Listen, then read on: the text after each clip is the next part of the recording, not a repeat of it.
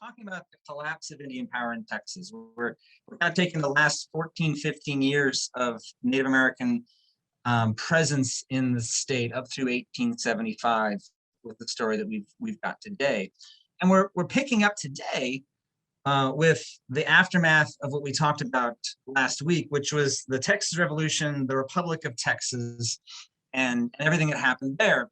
And you guys remember, one of the things we spent a lot of time talking about is how the Texas Revolution was really this pivot point for Native Americans in the state, because in the aftermath of the revolution, things start shifting dramatically for American Indians. A lot of that's because of the population that flows into Texas, as we talked about during the Republic years. You just have 100,000 people come in from 1836 up through the mid-1840s, which is a massive change and vastly outnumbers the number of Indians in the state.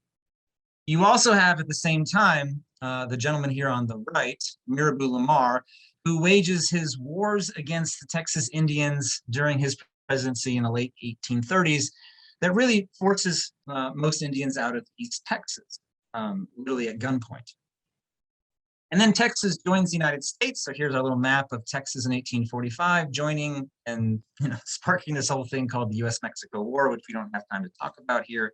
But that matters, as we talked about last week, because it leads to this massive population increase in Texas. You just have hundreds of thousands, literally hundreds of thousands of people pouring into Texas from 1850 up until 1860. You can see here we go from 200,000 to more than 600,000. So by the time you get to the eve of the American Civil War, which is where we left off last week, right? This is what the map of Texas really looks like when you think about Native American presence in the state. Most all Indian groups have been forced out of the eastern portions of the state. That had been Mirabeau Lamar with his Indian wars here in East Texas. The Karankawas have been pushed out of the Gulf Coastal Plain down here by going all the way back to Stephen F. Austin's colony. The Tonkawas have been pushed north out from there. And really the last stand region of Indians in Texas is the Great Plains, right? You have the Comanche and the Apache out here. They've been a part of our cast throughout these weeks. But you also have the Kiowa, another Plains group, very similar to the Comanche, that has moved into the Plains territory up here in the northern panhandle today. You also have, by the late 1850s, early 1860s, a line of forts that we talked about last week that the U.S. Army has established. It's really established this line of frontier settlement of Anglo and African-American settlers in Texas. And it's really kind of holding the line, as these Anglo settlers would say, of quote, frontier Texas defense at the eve of the Civil War, right? So that's where we left off. So we're picking up now is with the beginning of the Civil War. So the question I want to frame this first part with is, how did the Civil War affect the relationship between American Indians and then Anglo-American settlers in Texas? And this begins with secession itself, with the beginning of the Civil War. Because, and we have to talk about this because of the deeks, right? We talk about secession, we talk about the causes of the Civil War, and we address all those things. But I want to point out the relationship here with the Indians in Texas and how they're shaping how some Texans are thinking about things like secession, right? So here we have the two votes on secession that happened in February of 1861. The state legislature votes overwhelmingly in favor of secession. This is when Sam Houston is whittling in the basement, refusing to take an oath of allegiance to the Confederacy. And then 3 weeks later, you have a statewide referendum, all right, where you can see 46,000 in favor, about 15,000 against. That's basically 75% saying we should secede from the United States, all right? And we know that this is overwhelming. What's interesting is when you map this, right, and there's a lot of different kinds of maps that show this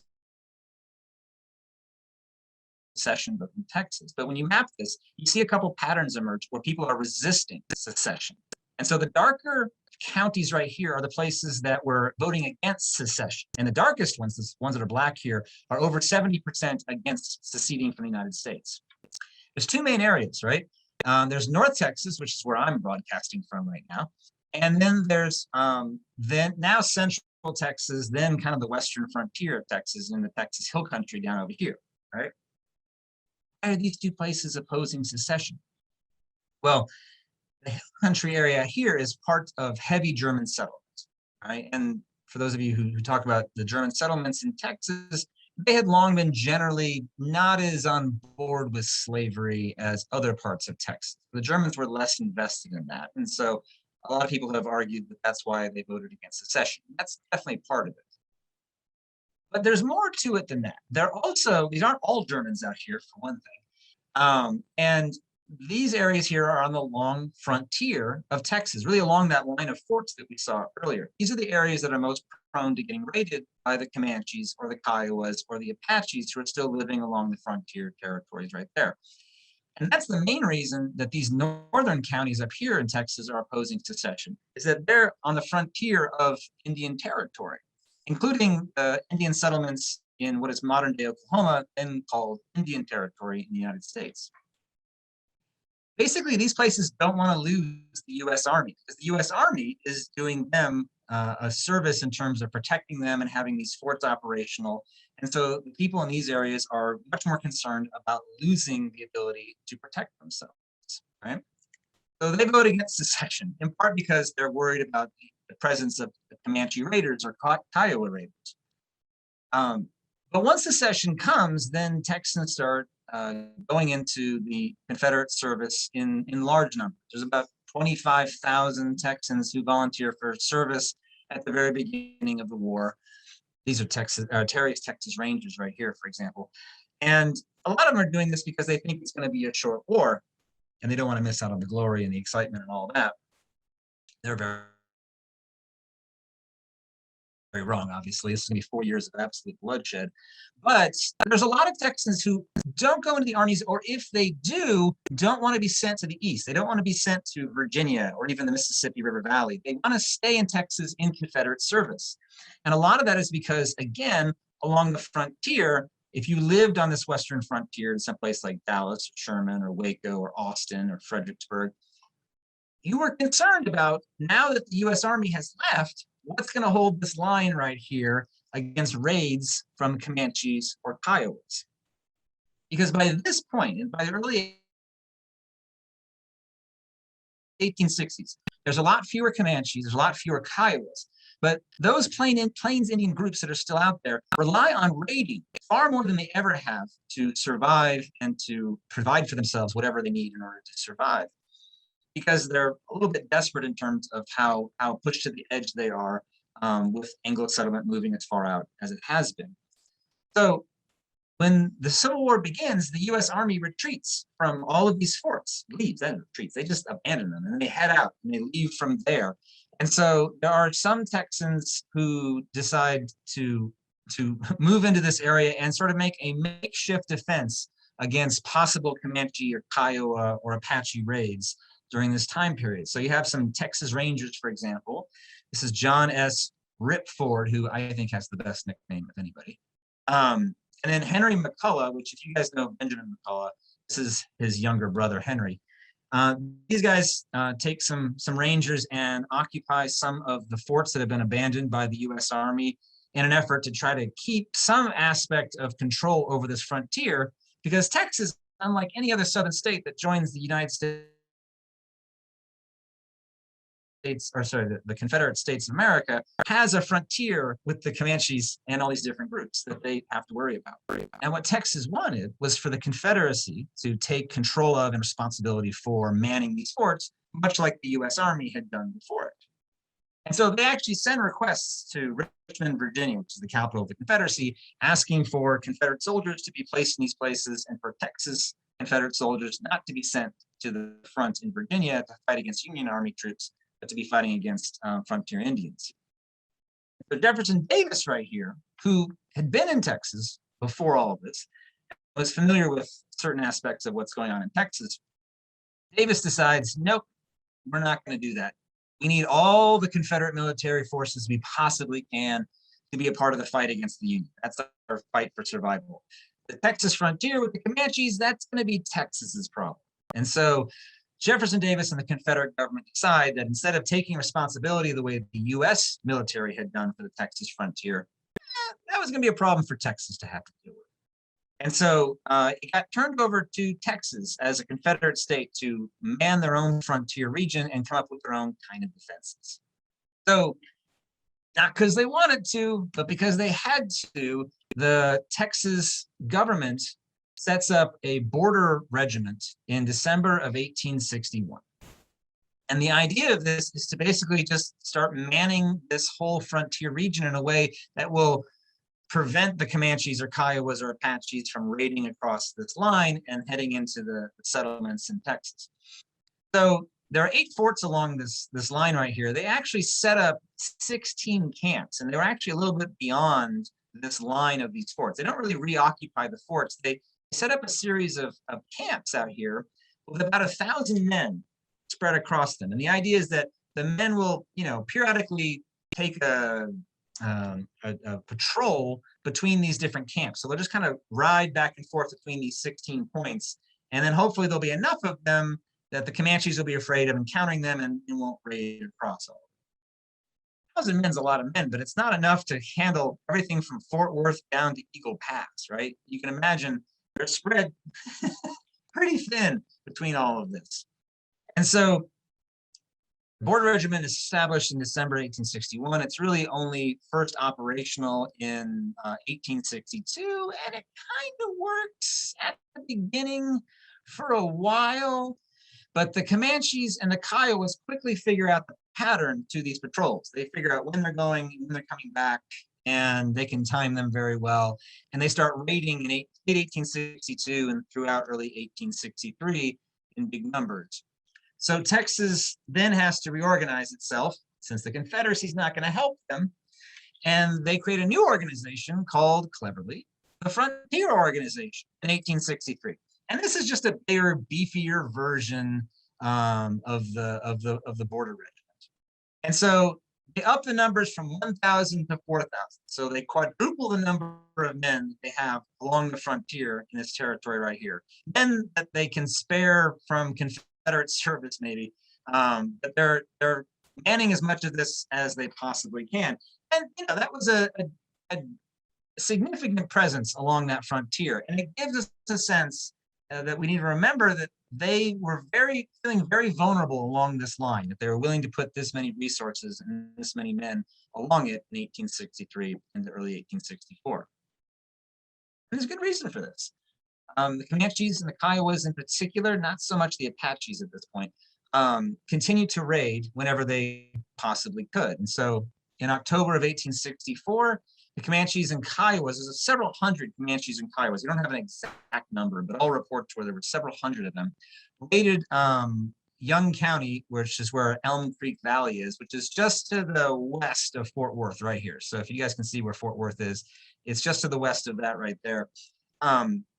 These Comanches and Kiowas come running into the area. They burn several houses and farms and settlements, and they kill about seven men. They capture 7 women and children and take off with them. The Frontier Regiment folks try to chase them down, and then those guys run into an ambush, and 5 more of them get killed. So there is some significant back and forth clashes that happen along this frontier territory. But there seems to be this sense that the Comanches managed to roll back the Texas frontier by about 50 miles or something like that during this time period.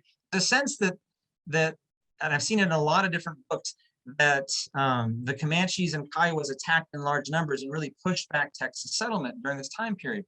The reality is, during the Civil War, that frontier organization and the men that they put out there on that frontier territory did a fairly decent job of holding the line between these two sides. And the Comanches and the Kiowas, while they did raid sporadically wherever they could, did not actually push back frontier settlement in any great significant way. The presence on the border as it had existed between Indian territory and Texas territory managed to stay fairly consistent throughout most of this period. What changed that was the end of the Civil War itself.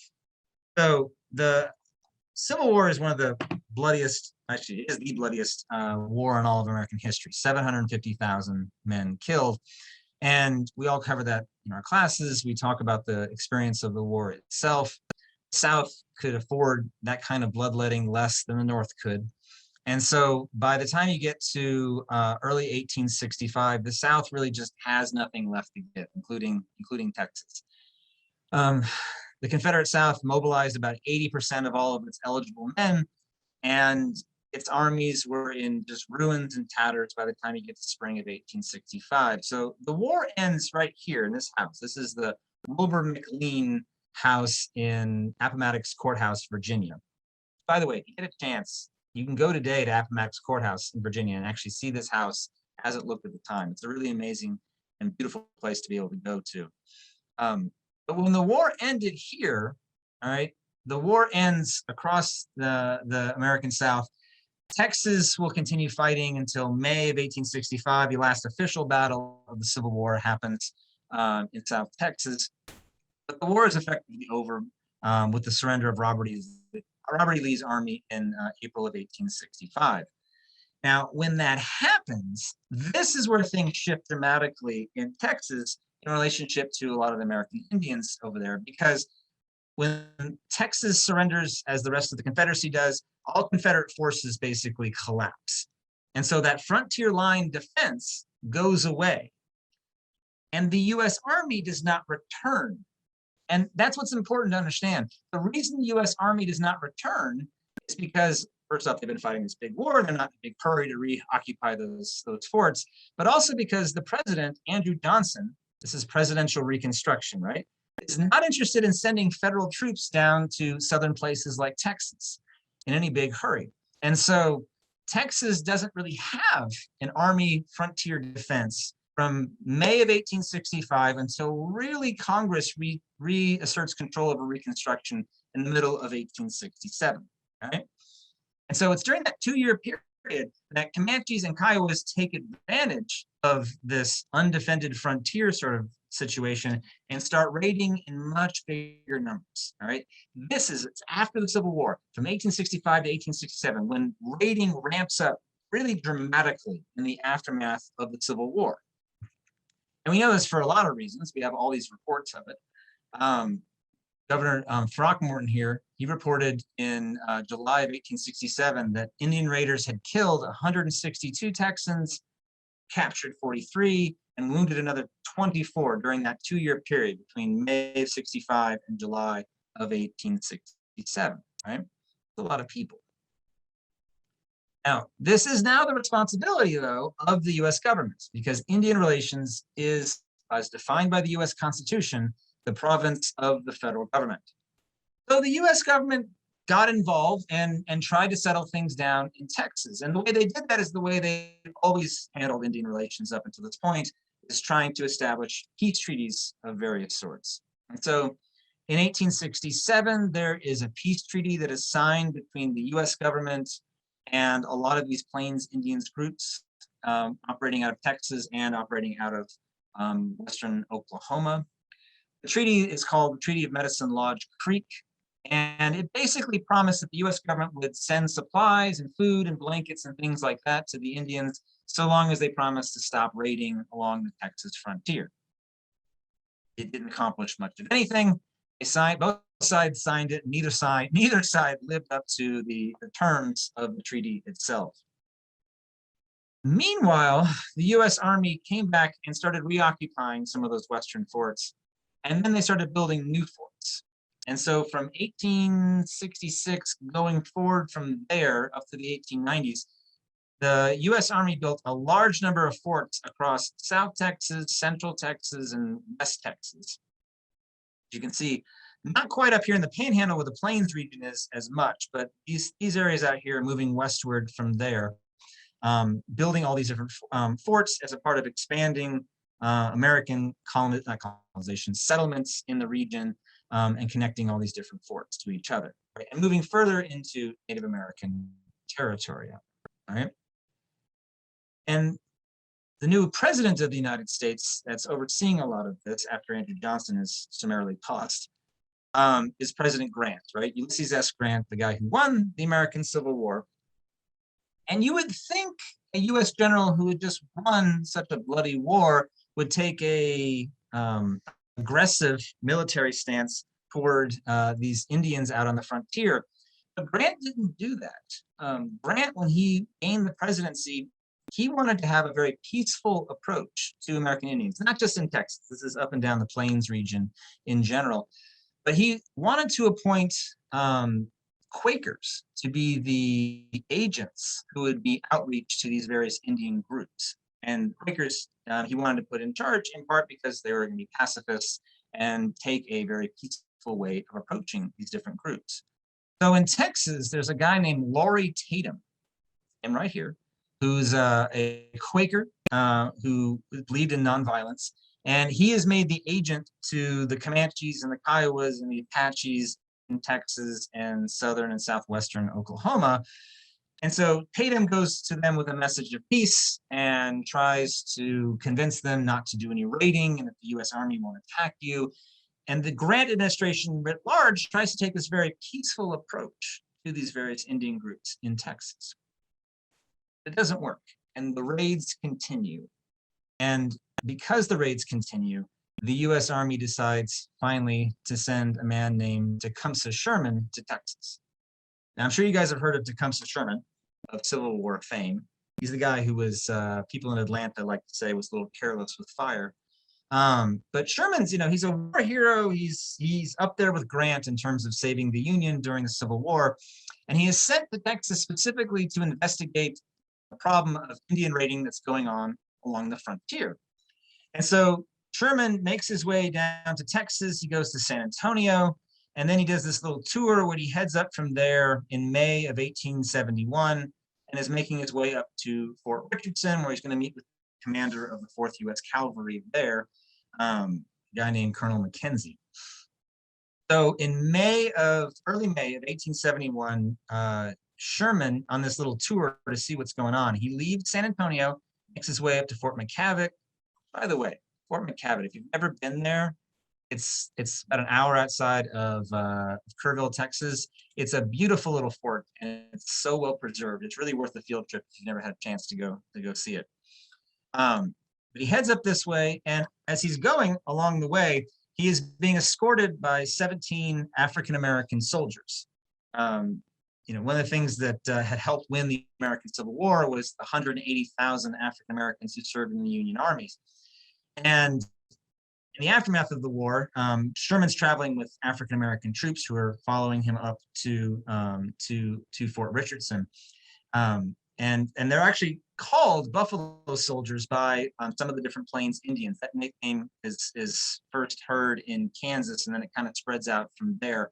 But there's African-American soldiers known as Buffalo Soldiers at this time who will be at the forefront of much of this fighting that's about to happen along the Texas frontier.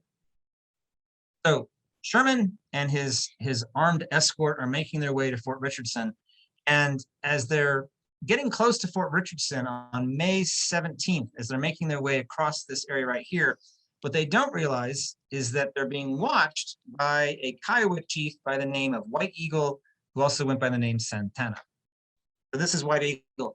And White Eagle was a Kiowa chief who had not accepted any of the treaties that had been signed with the US government and was angry at the population booms that were coming into Texas and the expansion of the US Army. And he wanted to strike out against basically white settlement in the region. And so Santana here, he leads about 150 Kiowas who are looking to raid some sort of US Army shipment of some sort. And he sees Sherman riding along with his armed escort. And if Santana here had attacked, he probably would have killed Tecumseh Sherman, because at 150 men to attack 17, that's good odds in favor of the Kiowas. But they decide not to attack, probably because the soldiers were armed and they wanted to look for an easier target. So they wait a day, and Sherman makes it to Fort Richardson. But following right behind him is a wagon team of US Army Teamsters that are bringing all these wagons and supplies over to Fort Richardson. And White Eagle here, Santana, he attacks that train with his 150 Kiowas, and they basically slaughter almost all the Teamsters. A few of them get away. One in particular makes it back to Fort Richardson and tells his story right here. So here's a news article you guys can see. that talks about how it was reported at the time. An Indian massacre. This is often called the Salt Creek Massacre because it happens near something called Salt Creek. General Sherman had a close call, and it blames it on the Comanches. There were actually Comanches in there, but it was mostly Kiowas who were attacking the wagon train. The reason the Salt Creek Massacre, which happens in 1871, matters is that Sherman realizes how close he came to being killed. And he realizes too that this effort at a peace agreement with these different tribes is not working for whatever reason.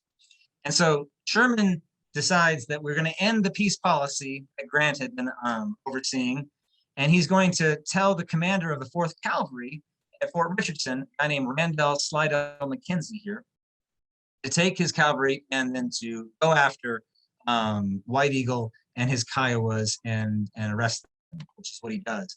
But what happens here is that in 1871, we have the shift to where the U.S. Army is now going to attack and use its full military strength against the remaining tribes along the plains, which will begin the process and the wars that will ultimately end Indian power in Texas. So with that, I'm going to pause there and hand the microphone over to Michelle, who has some resources for you. All right, that's good to see you all tonight. Andrew went over a lot of the things that I'm about to show you guys with my primary source documents, and so I'm excited to share them with you. Give me 1 second so that I can get this switched over. We're going to talk a little bit about some overlapping documents because this is a very large section. So let's take a look at them together. All right. Also, maybe Jay could put the link in the chat. I did not. I apologize for that. Maybe he can put it in the chat so that you guys can take a look. If not, it's also inside of Google Classroom and you can take a look at it there. So what we're looking at right now first is the hook exercise. This hook exercise is all about immigration to Texas specifically. And inside of the hook exercise, there is information from the Texas Almanac in 1869. Excuse me. The Texas Almanac has specific information about Native Americans inside of it, and specifically about some of the attacks. And it really paints like a really fluffy picture, a good picture for the Caddos. It really emphasizes the Caddos in there and talks about how, you know, they've made progress. They're good, civilized people, and so you don't need to be scared of them. But then it moves on and quickly talks about the Apache and the Comanche. And so the point of this, the point of this is to talk about or to highlight the Reconstruction era, the era right after the Civil War, and how the United States was really trying to encourage immigration to Texas. And so the incentives are right down here that the United States decides on. They're basically, we're at it again, giving away very, very cheap land, lots of land for a little bit of money. Doesn't this sound familiar? And so what I want my students to do with this is to take a look at these two documents, compare them together. Listen, we've got lots of land for a little bit of money, but we've also got lots of threats. And so at the very bottom, they're going to weigh their options. They're going to list some positives and list some negatives about moving to Texas during the Reconstruction era, and then really essentially make a decision based on their findings. So that's the hook exercise. And let's go back and take a look at the primary source documents. I've got a lot for primary source documents. Let's take a look at lesson number 1 first. This is the Texas vote for secession.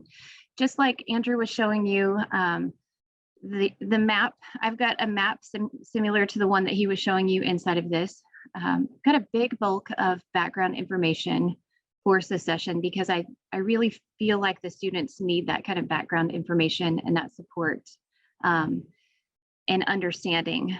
And then further down, here's the Texas secession vote. Here's the ultimate vote. And this is I got all of this information from the newspaper, from the Weekly Telegraph in Houston, Texas. There's a little snippet at the very top inside of the background information, but all of the details here come from that clip. This is really like the reportings of it, just in a typed up version because it was not legible for the students. And then here is the map that I've got for you guys. It shows the count by the vote by county, and so students are really asked to just analyze the two documents together. There's also supporting information for against all those counties against the secession. Most of them were in the Hill Country and in North Texas. And then for the secession is in the coastal plains where most of the farming land is, and import and export, all that kind of stuff. And so students will analyze that using analysis questions and then compare and contrast the information from the chart and the map. And moving on to lesson 2, last week we talked a little bit. If you stayed on the call for a little bit, you would have heard a little bit of a discussion about a gallery walk and getting students up and going. And so I took that one on this week and thought that I would give you guys a gallery walk for some of the situations with the Native Americans. Sorry, I am struggling to talk and pull this up at the same time. Here we go. Okay, so this dates from 1867 to 1865. It's very plain. I will let you know these slides are very plain, specifically so that you can print them if you need to print them for a gallery walk. But if you can do a gallery walk virtually, that would be awesome as well, or using iPads, either way. There are 4 different stations inside of this. The first one is for the Road to the Salt Creek Massacre. So what you will find inside of each station is this. You will find biographies for the people involved. You will find information about specific documents like the Medicine Lodge Treaty.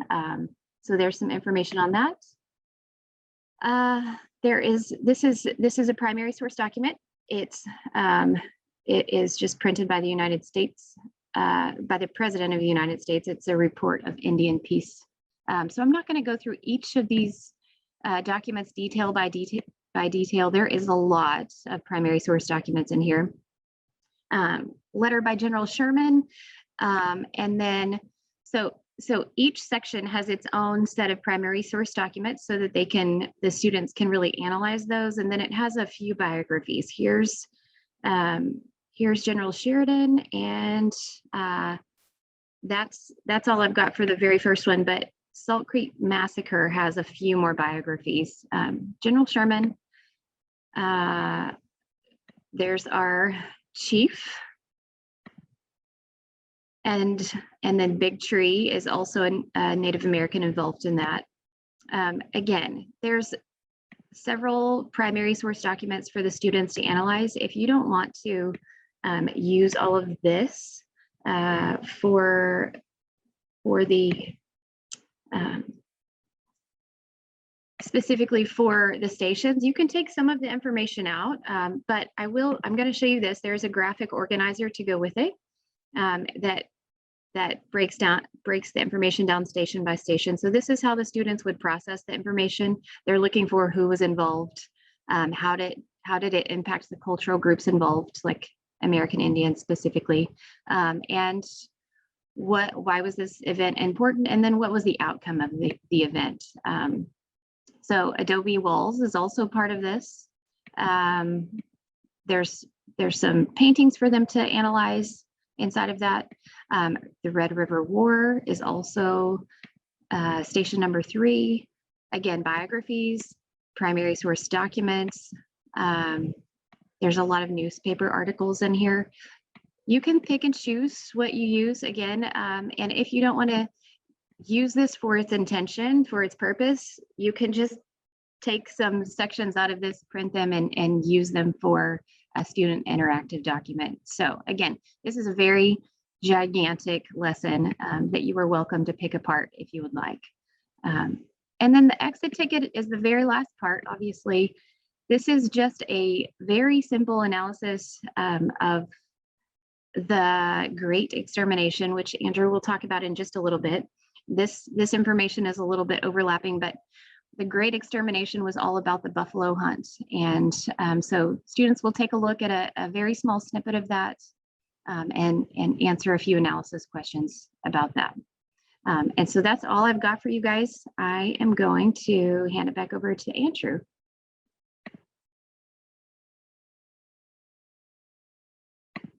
Okay. All right. Thank you, Michelle. Thank you. Thank you. Thank you. Fabulous materials. Let's pick back up our story and take it to its conclusion. So here we go. Shared screen. So what happened in 1871 with Salt Creek Massacre is this really big shift because it's convinced General Sherman that you need to take an aggressive military action toward these different Plains Indian groups. And it sets the stage for what will become, as Michelle was giving you guys some resources on, this fight that happens at Adobe Walls in 1874, and then the Red River War that goes from June 74 really to June 1875. But as part of that, I wanted to back it up just a little bit at this point and talk about how we get to that moment. Right? What led to the Indian Wars of the 1870s in a big sort of sense? And why did the American Indians lose this final fight? Because I think it's really easy sometimes, I know I do it in my classroom more than I should, to get bogged down in just the different battles and then marching along like it was an inevitable outcome that the Native American groups would get pushed out. I don't think there's anything inevitable in history, I'll just say that. But there's a bigger story that's happening at the same time. And I want to talk about that before we dive back into Adobe Walls and then the Red River War. So I think it's really important context for you to be able to give your students as things go along. So in the post-Civil War period, Reconstruction, and then the 1880s and 1890s, some really big changes that are happening in Texas. And those put enormous pressures on the Indians of Texas. Again, keep reminding us, but like the Indians of Texas are basically confined now to the plains areas up here, right? But they're feeling enormous pressure from two directions, right? Direction number one, the population just keeps increasing of non-Indians. And, the numbers are really stark here. I find them very powerful with students to lay out these numbers as strongly as they are. By 1870, there's 800,000 non-Indians. So when I say people, I mean African-Americans, Anglo-Americans, and the very small Tejano population that's in the region.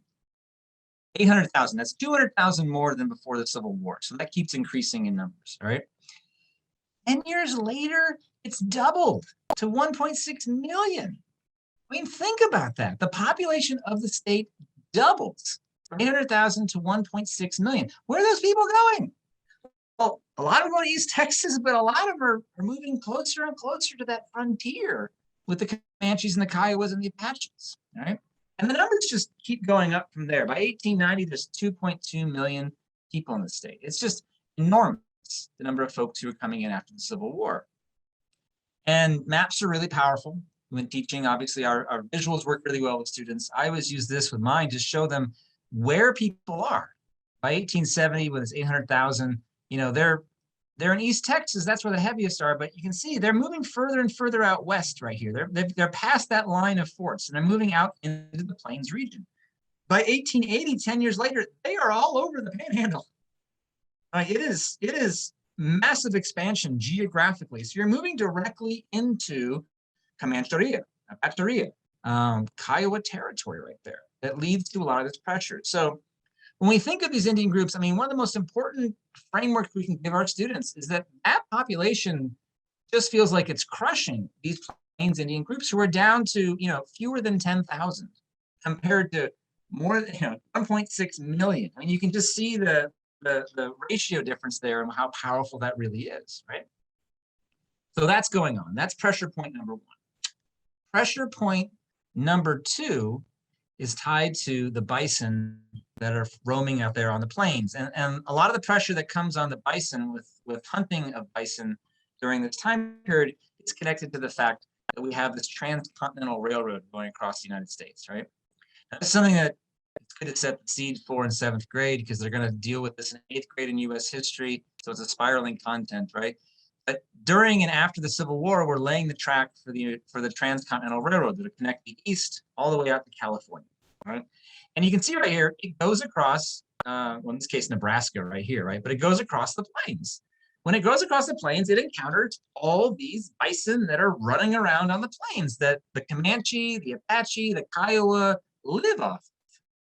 And also Plains Indians north of Texas. So you think about the Lakota Sioux, up in the Dakotas, they're also living off of hunting these plains, these bison out on the plains. And there's just an enormous number. I mean, absolutely astounding. One of the things I love about the movie Dances with Wolves, it gives you a sense of the grandeur of how many bison there were out there out on the plains. And when they're laying these railroad tracks and they're going past them, there's just so many. It looks like you could just, it's like swatting flies. There's just so many out there. You couldn't possibly kill them all.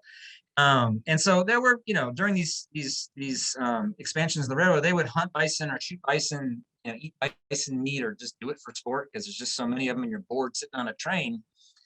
And that would be its own thing, except in 1872. So 1 year after the Salt Creek Massacre, there's a Philadelphia tanner who decided to buy some buffalo hides for a couple $100. He buys 57 hides for $200.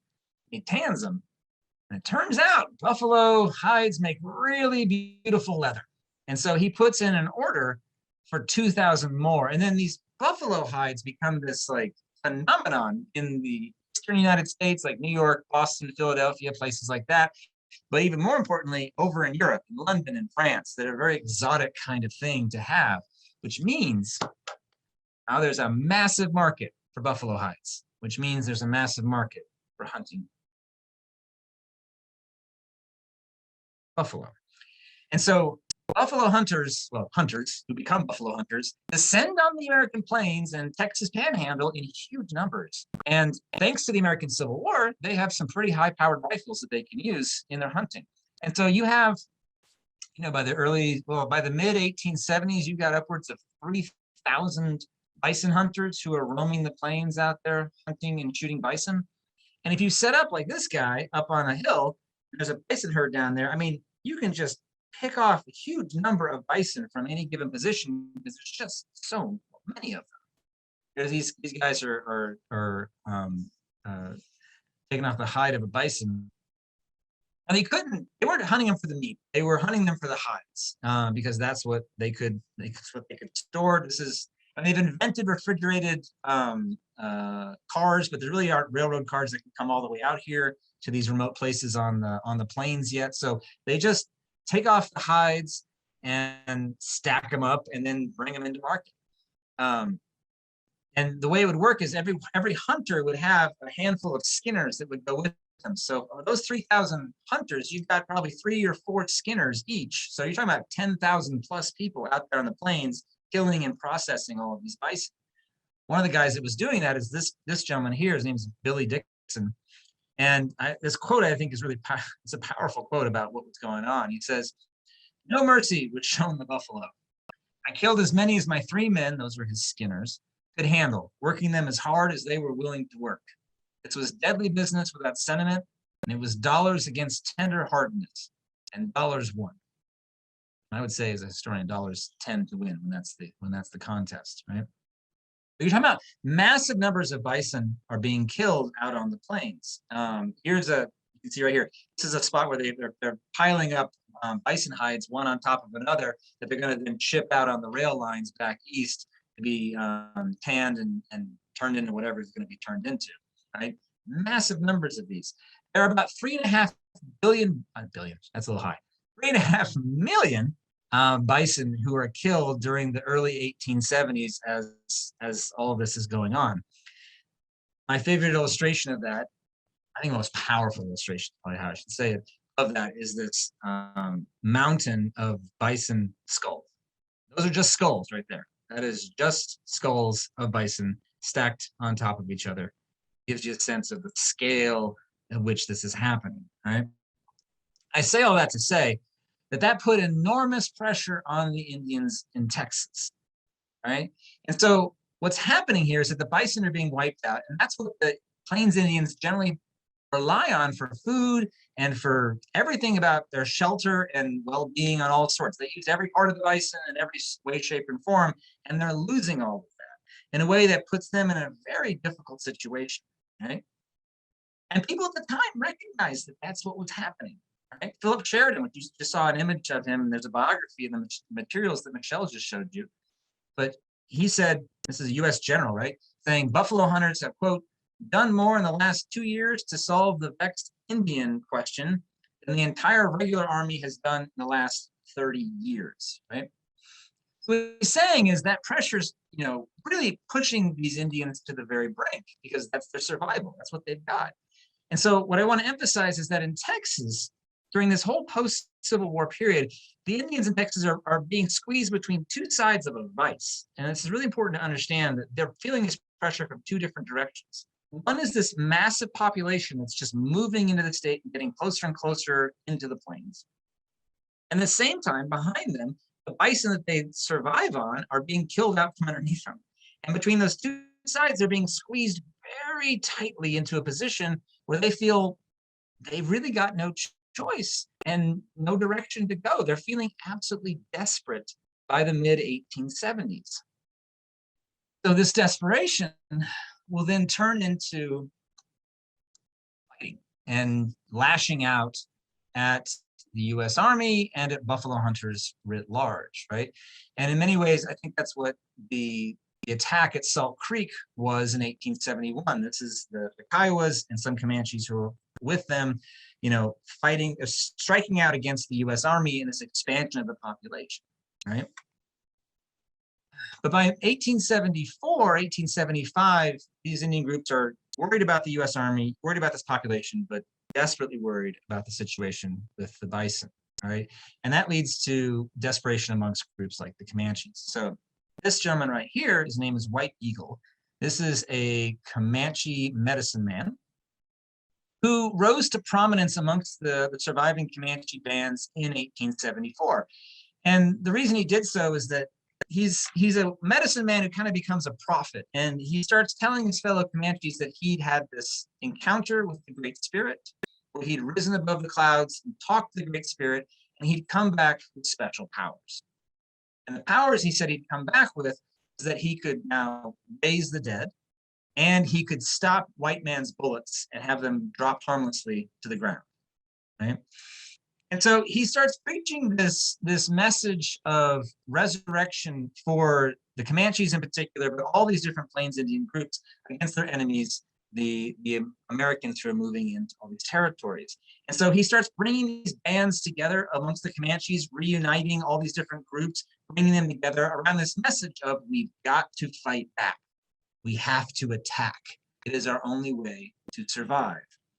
And so in May of 1874, Comanches in Texas organized a Sundance. This is an image of what Sundance looked like. Sundance was not something that the Comanches had typically ever done. They'd actually borrowed it from the Kiowas and some of these other Plains groups that had practiced the Sundance. But it was this ritualistic experience of bringing together the Comanches and asking for help, basically, and asking for some sort of way out of this situation that they found themselves in by the mid-1870s. And it's during this particular Sundance that White Eagle here, he gets up and he starts preaching a message of exterminating the white men. And he sends this, he argues that what the Comanches have to do is wage a war of extermination against their white enemies. Kind of like what Mirabeau Lamar had said in the late 1830s of a war of extermination against the Indians in Texas. Here, White Eagle is saying we need to do this now to the white people. And so they organize this group, and he has their support. He's a very charismatic leader, apparently. And so he and a man named Kawana Parker become the leaders of a group that decide to strike out against the expansion of American settlement, particularly the buffalo hunters. And they specifically wanted to attack the buffalo hunters because they thought that they were the most eminent threat for taking out the bison herds. So White Eagle and Quanah Parker are leading a group of about 700 Plains Indians, and this is really the last of the Plains Indian groups in Texas. It's a motley crew. It's Comanches, Kiowas, Apaches, Kiowa Apaches, Cheyenne, all mixed together, all being led loosely by both White Eagle and Quanah Parker. And they decide that the place to attack is a buffalo hunter camp at a place called Adobe Walls, which they will attack in June of 1874. Now, this is an image of kind of the area where Adobe Walls was. It's north of the Canadian River, up in the Panhandle. And so Adobe Walls, it had been this trade post a long time ago, associated with Bent's Fort up in Arkansas. And it had a trading post, and then it had been abandoned and reoccupied. But basically, it was this sort of shell of an old trading post that was there. And the buffalo hunters were using it essentially as a campsite. And what they would do is they would go out in the plains, kill a whole bunch of bison, take the hides, bring them back. And this was their kind of stop-off point at Adobe Walls. And so in June of 1874, there was a group of about 28 buffalo hunters that were camped here. And there was one woman who was there as well, her. And Quanah Parker and his men come in the middle of the night and surround them. And their plan is to attack under cover of darkness and surprise the buffalo hunters in the camp. Doesn't work though. And the reason is that the men were already up, even though it was the middle of the night. They were up because the tent pole had actually fallen over in the tent, and they were setting it up and trying to put it back into place when they heard the Plains Indians attacking. And so the element of surprise was all gone at the very beginning. And so Quanah Parker and his men attack, but the buffalo hunters pull out their rifles and counterattack. And the thing is, these buffalo hunters are very well armed with very high-powered weaponry, and they're very good shots. And so Quanah Parker and his men take a good number of casualties and then retreat out from there. And what ends up happening is there's about a 4-day siege where these 28 buffalo hunters are kind of camped in this sort of makeshift fort that they've kind of constructed for themselves. And Quanah Parker and his men are kind of at this broad distance, unsure of how to attack them because those guys have such high-powered weaponry. And this just goes on for some time. One of those hunters is Billy Dixon, the guy we saw earlier, who kills a Cheyenne warrior at the distance of almost a mile, about 7/8 of a mile shot. It's an incredibly long shot, but it gives you a sense of just how difficult it would be for the Plains Indians to attack this group. Even though there's only 28 hunters, they're incredibly well armed, and that's an incredibly difficult position. So after 4 days, Quanah Parker and his men recognize that this is not going to be a victory for them. They back off. They'd lost about 15 to 20 Indians.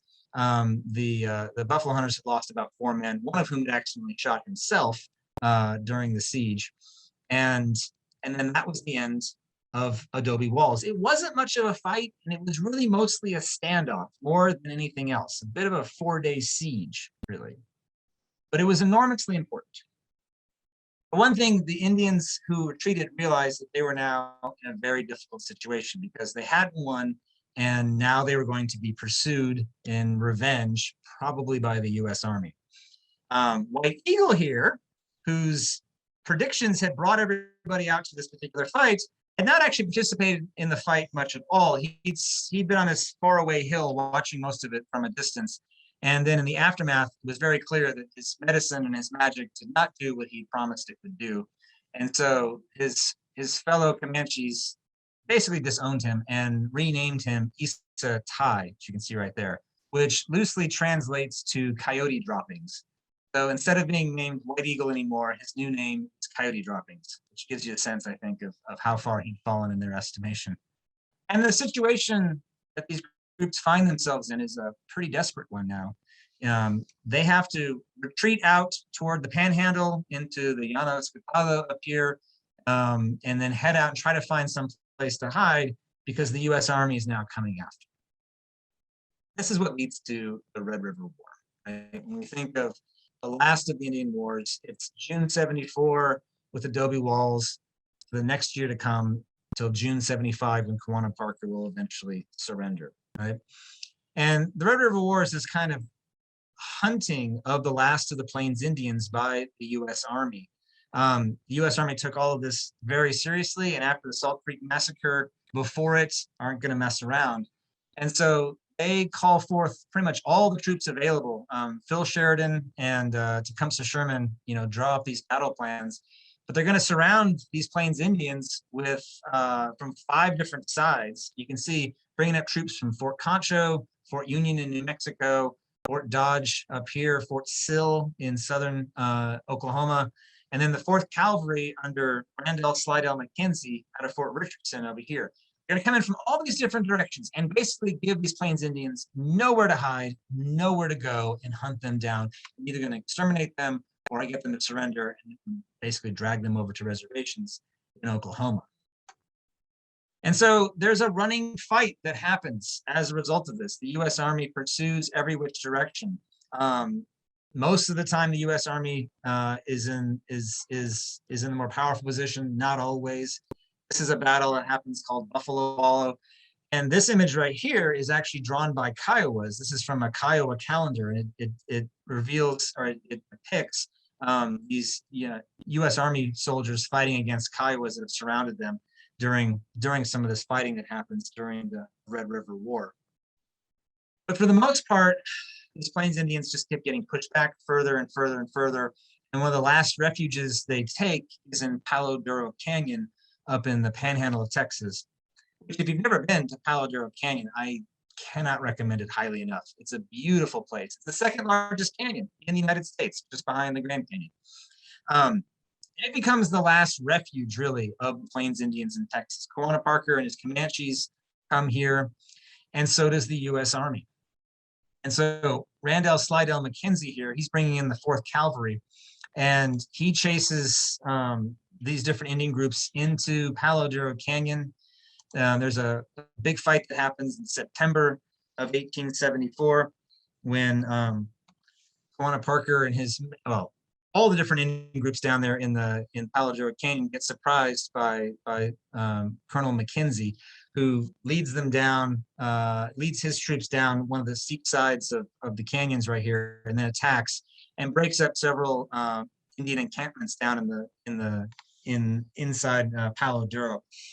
And what happens is he basically just scatters everybody, and they all go running every which direction, and he captures most of their horses. He captures 1,400 of their horses, and then kills almost all those horses to give the Indians basically nothing. And that's the whole point. The U.S. Army basically chased everybody until there was nowhere left to hide, nothing you could do, no resources you have left. You've got nothing anymore. We have run you into the ground. And so after September of 74, several different independent bands start surrendering themselves to the U.S. Army. The final one to come in is Kawana Parker in June of 1875. And he surrenders the last of his Comanche band to the U.S. Army. And when that happens, it's really the end of an age in Texas. There are a few more fights that'll happen in far west Texas with Mescalero Apaches out towards El Paso. But as a general rule for the vast majority of Texas, the surrender of the Comanche under Kawana Parker ends the era of Indian power in Texas. I want to emphasize just how fast and powerful that shift really was. So June of 1875 is when the Comanches surrender. Dial it back to 1821. That's only 54 years before. 54 years. It's not a very long time. But in 1821, who was the most powerful group in Texas? It was the Comanches, right? They had run the Spanish into the ground, and Mexico was now inviting Anglo-Americans into the region because they were terrified of the Comanches in Texas, right? Comanches were the biggest, most powerful group in Texas in 1821, and that really represented, in many ways, the height of Indian power in the region. 54 years later, Kawana Parker and his men surrender. Why had that happened? Well, the main reason is because of this massive population shift, and it just shifted so dramatically. The Spanish had never had more than 3,000 in the region. But By the time you get to the era of Quanah Parker, there's going on, 1.6 million Anglo-Americans and African-Americans living in Texas. That shift changed absolutely everything. And the US Army was able to muster its full military power by the mid-1870s against these different groups, and they just had nowhere to hide and nowhere else to go. And so it ended the power of Indians in Texas. It doesn't end the legacy of Indians in Texas, and it doesn't end the Comanches by any means. There are still Comanches to this day, but it does take them outside the state and puts them mostly in reservations in Oklahoma. That opens a very new era in American Indian relations and in American Indian history in regards to Texas. So I'm going to stop there. And I'm going to hand the mic over to Jay, who's going to have some more resources. All right. Thank you, everybody, for hanging out on your Monday evening and allowing us to be part of your Monday nights. What I've kind of taken is I have a hook exercise which talks about the Kiowa calendar. The calendar itself is fascinating. I did a deep dive on this one. And this is a paper copy that's been reproduced of the original buffalo hide. And what I tried to do with this, and I have the link to the calendar if you want to do something a little bit bigger and better with it. I took some basic calendar symbols, and in the speaker notes, I have what that particular event means. And the cool thing about this calendar is it's biannually, so it's seasonal. They do it during the winter with the bar and during the summer with the tribal hut. But it just really kind of has the kids do a quick, let's get into this process by analyzing, 5 different events. What do you think? What do you see? And I'm having the kids use that same graphic organizer that we did early on with the Fate Bell, giving them the choice of what do they see, what's the setting, if they can come up with something, but at least giving them opportunity to answer questions for those 5 activities. And this was totally intended to be short and sweet, just a quick hook, get into it, and then we'll go from that point. And then I took 2 lessons that I have had in some form of a morph that I turned my kids onto with Buffalo Soldiers and Quanah Parker. Buffalo Soldiers, I do a little bit of background, talk about some of the notables and whatnot, and then have them answer some basic questions about Buffalo Soldiers, fairly short, fairly sweet. I pulled some pulled some newspaper articles about the Buffalo Soldiers, kind of highlighting their courageousness. And it really kind of gets the kids to thinking about that, here's a group of people, there's a question in here, how do you think the Buffalo Soldiers felt, who many of them just regained their freedom after 1865, but now they're taking the freedom away from Native Americans. So you can open this up and have some big conversations with your kids associated with that. And then I have the last uprising, which Andrew talked about as well too, with a primary source from the Library of Congress graphic, and just really trying to get the kids to think about the impact that the Buffalo Soldiers made, but also the impact that they had on Native peoples as well too. And then I have another activity, Quanah Parker, and my kids really, really like this activity. I've taught this one for 3 or 4 years now. And I really kind of spend some time going through Quanah Parker, his early life, as well as Cynthia Ann, and try to get the students an understanding of what it was like for Quanah growing up. I followed this from several historical accounts of the Comanches to try to give the students an insight on what it was like. Also weaved in a little bit more with McKinsey, the raids that they encountered early on, and then it moves into Adobe Walls briefly. Again, this is kind of gives kids the perspective. And just simple, open-ended questions. I don't ask my kids to give me full-blown essays, but what I've discovered is as I start asking questions, the kids really want to express themselves, and they're using contextual evidence. Then we talk about life on the reservation, which is something that I don't think we do enough in Texas history. I think we kind of end it after the Red River Wars and just kind of move on. And I wanted to kind of at least give my kids an insight what life was like. But more importantly, that, Quanah Parker was a successful businessman. And he accepted some aspects of the white way, but there's others that he refused to even consider. And then the breaking up the reservation for the Indian land sale, allowing more settlers into Oklahoma. And then I just kind of leave it at that point for the kids. My exit ticket, it kind of plays off the idea of the end of the buffalo. I've always wanted to do something like this. This is new for me and my kids because the kids know about the buffalo, but I don't think they fully understand what truly happened. And I try to give a little bit of background information about it, what the idea was behind it, how the mass extermination began. And then I give them that same image we all see where they're on the train and they're just taking pot shots at the buffalo. But I also wanted to put in a newspaper article talking about the slaughter as opposed to the one perspective that we can talk about in history, that what was going on.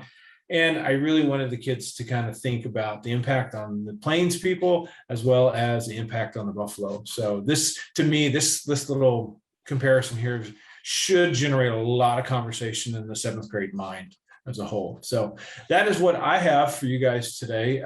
Again, Tuesdays I've taught in my classroom, Buffalo Soldiers in Quanah Parker. My kids enjoy it. It's meant to be fun as they learn. It's not meant to be, let's create essays on this. However, you can do that. The other thing too is you can take bits and pieces of these and turn these into warm-ups and exit tickets. I've done that too especially with COVID last year. I didn't want to spend so much time on that Quanah Parker piece. So I was taking bits and pieces off of that and using those as either an entrance ticket or an exit ticket for my kids. And they seem to, the responses I got from my kids in the chat, they really enjoyed that. So again, say thank you. And I'm going to turn it back over to Andrew.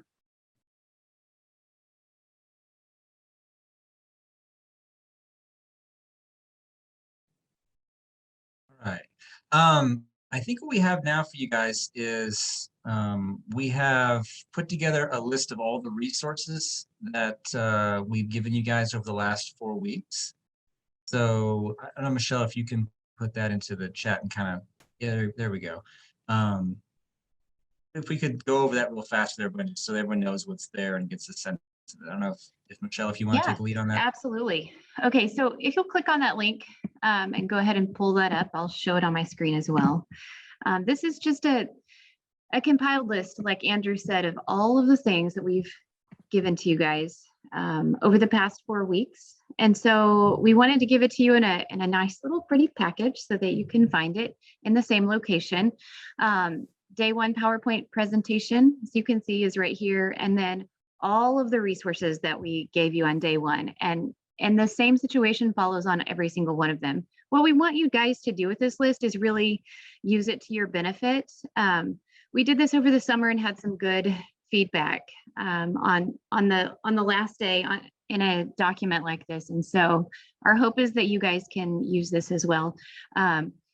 There's a little chart in here that talks about implementation strategy. Like, how would you specifically use this in your classroom? We want you guys to go ahead and think through that. In just a second, we're going to put you guys in breakout rooms so that you can really start talking through this process. And like I said, everything is linked in here. If you think back to day 1, and I'm thinking back to day 1 and not even remembering all of the things that we gave you guys. And so that's why we link them in here so you can quickly take a look. You don't have to use every single one of them. Jay and I will probably not use every single one of them in our own classroom because you guys know as well as we do that time is limited in the classroom. So think through, go through and maybe highlight like your favorite one single lesson in each week and go ahead and make a plan to use those lessons, because if we don't, I'm guilty. If I don't plan, I forget and then I don't use them. And so the purpose of this is really to get the American Indian voice inside of everybody's classroom. And so go ahead and make a plan to use these as you're in the breakout rooms and strategize from there. Again, just like Jay said, use them in any way you would like. We have them labeled hook or primary source or exit ticket, but if that's not how you plan to use it in your classroom, you are welcome to change that label for yourself and use it in that way. Michelle, if you could go down just a little bit. We also have put in our list of resources that we recommend for you guys. If you need more, I think Dawn asked for this specifically, but we put together a little list of just, if you need more information or resources, the kinds of stuff that's really, really useful and valuable. The Handbook of Texas being a really great example of some of those materials, some stuff on the portal. And then Dawn, I think, particularly asked for books specific to different tribes. And so we listed the ones that I think are the most academically sound and most valuable. And we gave a few descriptions right there. So this is more just content for you guys to be able to take this stuff and run forward with if necessary.